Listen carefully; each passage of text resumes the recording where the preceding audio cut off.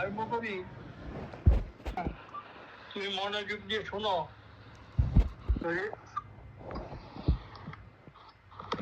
Meet করছি, হ্যাঁ, জানাবে।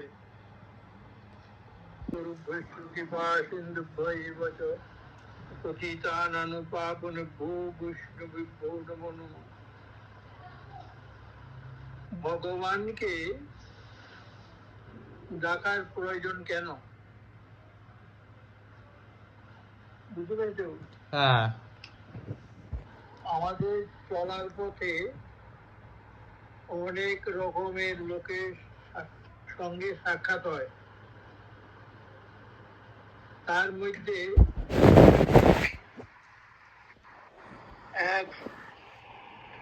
এক ধরনের তারা ভগবানকে সন্তুষ্ট করা বা পাওয়ার চিন্তা কখনো আগ্রহী নয়। তারা বলেন, পৃথিবীতে যতদিন এসেছি খাবো দাবো আনন্দ করে মরে যাব, ভগবান ভগবান করলে কি হবে? শুনতে পাচ্ছ? হ্যাঁ হ্যাঁ হ্যাঁ, শুনতে পাচ্ছি বাপি। আচ্ছা, তারা জানে না যে ভগবানকে জানা আমাদের বহু প্রয়োজন। কেননা তিনি আমাদের পৃথিবীতে পাঠিয়েছেন আমরা যেদিন যখন ডাক আসবে, কারোর কথা শুনতে হবে না, শোনার প্রয়োজন থাকবে না, জগৎ থেকে চলে যেতেই হবে, কারোর কথা শোনা যাবে না। ভগবান যখন ডাক দিয়ে নিয়ে যাবে না, তখন যে একটু দাঁড়াও, আমি ওই লোকের সঙ্গে কথা বলে আসি, একটুকু শুনবে না। ভগবানকে জানার আগে আমরা কে বা কি কি বস্তু জানা দরকার। আমরা জীব, ভগবানের ক্ষুদ্র অংশে। আমরা অনাদিকাল থেকে বহুবার বিভিন্ন অবস্থায় আসা যাওয়া করছি। পশু পাখি কীট পতঙ্গ ইত্যাদি দেহে আমাদের একবার জন্ম একবার মৃত্যু হচ্ছে। একবার আমরা এইভাবে 84 লক্ষ বার পৃথিবীতে এসেছি, আর তার মধ্যে মনুষ্য জন্ম হলো শ্রেষ্ঠ, দুর্লভ। বুঝতে পারছো? হ্যাঁ। অনেক কষ্টে বহু পেয়েছি, বহু কষ্ট করে এই মনুষ্য জন্ম পেয়েছি। এই জন্মের সার্থকতা ভগবানকে জানা ও তার সেবা করা। আমরা ভগবানের দাস, তার দাসত্ব ভুলে গিয়ে আজ আমাদের এই কষ্ট, এত কষ্ট। শ্রীমান মহাপ্রভু একান্ত অন্তরঙ্গ ভক্ত সনাতন গোস্বামী আমাদের জন্য জিজ্ঞাসা করেছেন ভগবান শ্রী চৈতন্য মহাপ্রভুকে, আমাদের জন্য জিজ্ঞাসা করেছেন যে আমি কেন মরে যারে তাপত্রয় ইহা নাহি জানি, ওইছে আমার হিত হয়। বলছে সাধ্য সাধন তত্ত্ব পুছিতে না জানি, কৃপা করি সেই তত্ত্ব কহত আপনি। তখন তার উত্তরে মহাপ্রভু বললেন, জীবের স্বরূপ হয় কৃষ্ণের নিত্য দাস, কৃষ্ণের তটস্থা শক্তি ভেদাভেদ প্রকাশ। কৃষ্ণ ভুলি সেই জীব অনাদি বহিব, অতএব মায়া তারে দেয় সংসার দুঃখ। তবু স্বর্গে উঠায়, তবু নরকে ডুবায়, দণ্ড জনে রাজা যেমন নদীতে চুবায়। শ্রীমন মহাপ্রভুর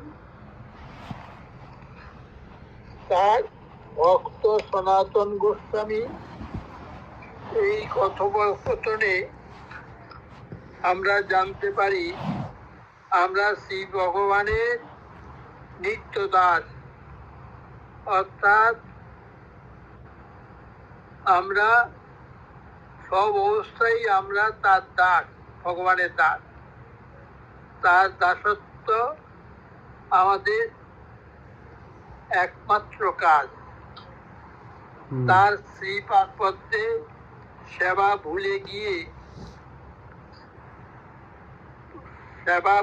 গিয়ে বলেছি বলে আমরা এত কষ্ট পাচ্ছি।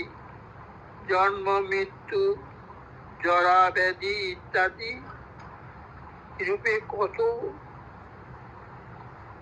কত কষ্টে জর্জরিত হয়ে আছি। আমরা প্রত্যেকেই চাই শান্তি, সুখ ও আনন্দ, আর চাই চিরকাল পৃথিবীতে বেঁচে থাকতে। আর বাঁচাটা আমাদের সুখের হওয়া চাই। যাদের নিয়ে সুখ বা আনন্দ পাবো তাদেরকে চিরকাল কাছে পেতে চাই, আর চাই নিত্য নতুন সুখ বা আনন্দ। কিন্তু তা হয় কি, আমরা যেমন এসেছি, যেখানে এসেছি এই জিনিসগুলি চাচ্ছি, তাই এই জায়গাটার নাম হলো মর্ত্যধাম। আমরা যেখানে আছি এটা মর্ত্যধাম। তাই বলছেন এই মর্ত্যধামে সব কিছুরই বিনাশ বা মৃত্যু আছে, কিন্তু আমরা সবাই বাঁচতে চাই। কেন?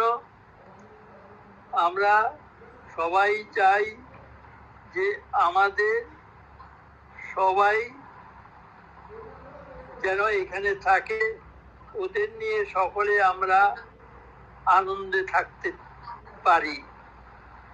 অর্থাৎ প্রকৃত সুখ, প্রকৃতপক্ষে এখানে কিন্তু মৃত্যু, এখানে মৃত্যু আছে। আমাদের যে পরমাত্মা, তার মৃত্যু নাই। সে চায় শুধু ভগবত সেবা। কিন্তু আমরা ভগবানকে ভুলে গিয়ে আমরা জরা মৃত্যুর কবলে জর্জরিত হয়ে আছি। এখন কথা হলো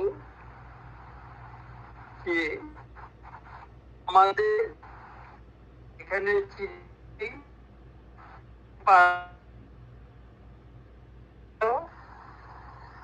পাথার সেটাই করা, আনন্দ যেখানে পাওয়া যাবে সেটাতে আমাদের দরকার। তো সেটা হলো ভগবানের শ্রীপাদপদ্মে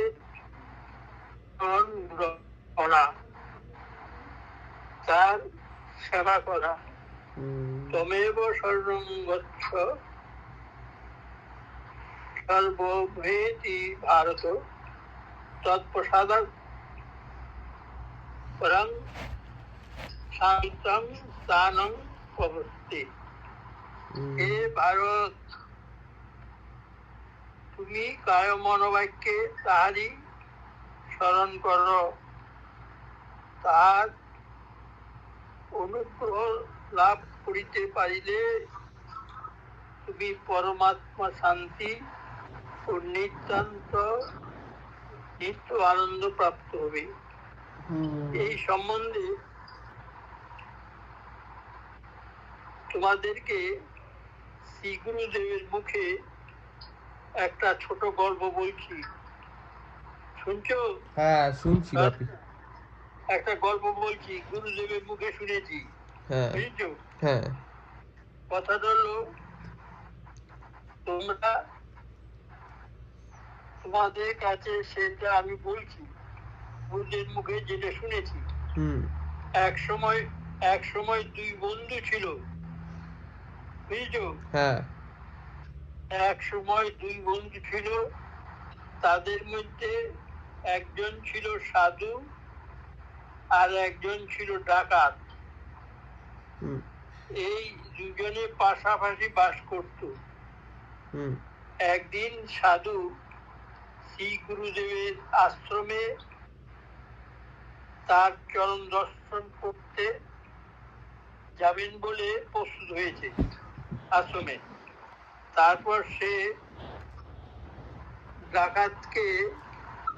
ডাকাতকে কাছে দেখতে বলল, বন্ধু চলো শ্রী গুরুদেবের চরণ দর্শন করে আসি। ডাকাত প্রথমে রাজি হলো না, বলল, আমি পাপী, কি আর যাব। কিন্তু সাধু বুঝিয়ে বললেন যে, ভাই তুমি সারা জীবন ডাকাতি করলে, আজ একটু চলো গুরু দর্শন করে আসি। শুনতে পাচ্ছ তো? হ্যাঁ, শুনতে পাচ্ছি। হ্যাঁ। তারপর দুই বন্ধু গুরু দর্শনে বেরিয়ে পড়লেন। পথে চলতে চলতে সাধুর পায়ে একটা কাটা ফুটে এপার ওপার হয়ে গেল, বুঝেছো? হ্যাঁ সে পায়ের থেকে কাঁটাটা বের করে নিয়ে এলো ওই ডাকাত বন্ধুটা। ডাকাত এই অবস্থা দেখে তাড়াতাড়ি কাঁটাটি টেনে বের করে তার কাপড় ছিঁড়ে পাটা বেঁধে দিলেন, বুঝেছো? পাটা বেঁধে দিলেন। এইভাবে সাধু ডাকাতের কাঁধে ভর করে চলতে লাগলো, কাঁধে ভর করে। কিছু দূর গিয়ে ডাকাত দেখতে পেল যে একটা মোহর পড়ে আছে, বুঝেছো? মোহর। সে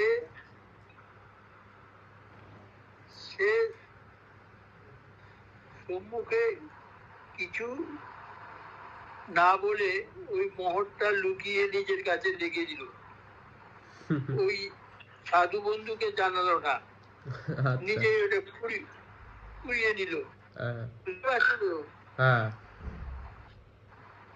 এইভাবে দুজনে গুরুদেবের আশ্রমে এসে হাজির হলো। বলছো না, চল আমার গুরুদেবের আশ্রমে যাবি, জোর করে নিয়ে আসলো। তাহলে ওর পায়ে, সাধু বন্ধুটার পায়ে কাটা ফুটে বের করে নিয়ে এসে নিজের কাপড় দিয়ে বেঁধে দিয়ে কাঁধে ভর দিতে দিতে চলে আসছে। আর এদিকে ডাকাত বন্ধুটা সামনে দেখতে পেল একটা মোহর, সে মোহরটা নিজের কাছে রেখে দিল, বুঝেছো? এইভাবে দুজনে গুরুদেবের আশ্রমে এসে হাজির হলো। শেষে দুইজনে গুরুদেবকে প্রণাম করতে গিয়ে দেবের কাছে আসতেই গুরুদেব হেসে উঠলেন। তাই দেখে ডাকাত মনে মনে খুব রাগ হয়ে গেল। ভাবলো, আমি ডাকাতি করি বলে হয়তো জানতে পেরে এমন ভাবে হাসলো। সাধু ডাকাতের মনের অবস্থা লক্ষ্য করলেন। ওই সাধু বন্ধুটা দেখলে তখন বাড়ি ফেরার সময়, এবার তো বাড়িতে আসবে, বাড়ি ফেরার সময় প্রণাম করতে যাবেন সাধু। ডাকাতকে বললেন যে চলো বা গুরুদেবকে প্রণাম করে আসি। কিন্তু সে বলল, তুমি যাও, আমি যাব না, আমি প্রণাম করতে যাব না। সাধু বুঝিয়ে বলছেন যে কেন যাবি না, চল, আমরা দুজনে এসেছি, এবার দুজনে যাব, গুরুদেবকে প্রণাম করবো না? বলছে না, আমি যাব না, ওই যে গুরুদেব হেসেছে সেই জন্যে, বুঝেছো? তখন সাধু বন্ধুটা, তা না হলে এত খারাপ লাগছে কেন? সে তাড়াতাড়ি জিজ্ঞাসা করলো জানবার জন্য। চল, মনের কথাটা বুঝতে পেরে গুরুদেবের কাছে নিয়ে গেলেন। বলে চল দুজনে যাই, প্রণাম করে গাড়ি চলে আসবো তাড়াতাড়ি। প্রণাম করে জিজ্ঞাসা করলেন, গুরুদেব, আমরা দুজন প্রথমে এসে প্রণাম যখন করি তখন আপনি কেন হেসেছেন কেন? বুঝেছো? একটু দয়া করে বলুন।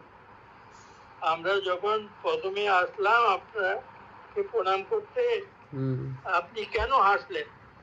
একটু দয়া করে বলুন।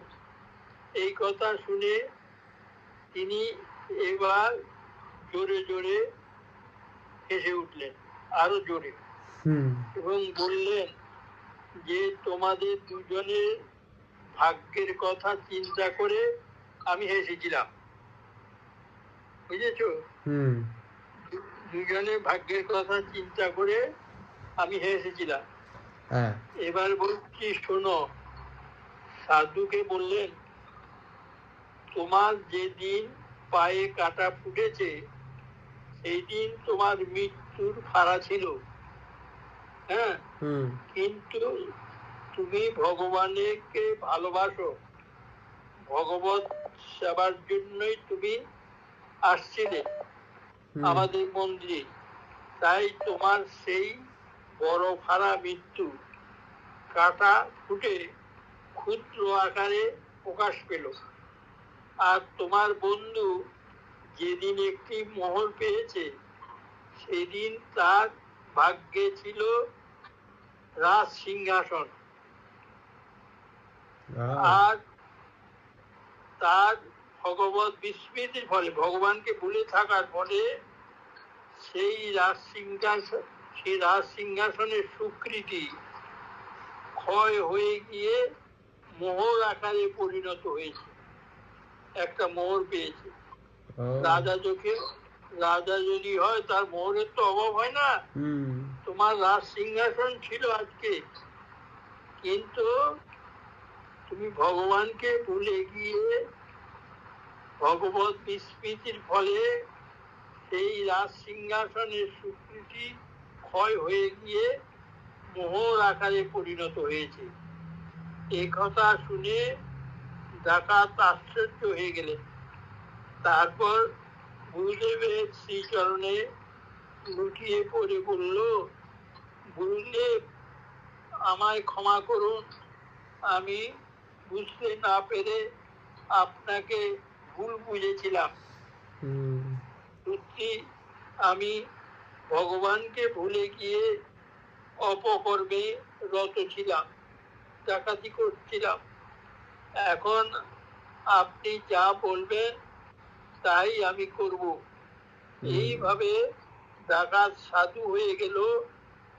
তাহলে আমরা বুঝতে পারছি যে ভগবানকে ভালোবাসা কত প্রয়োজন।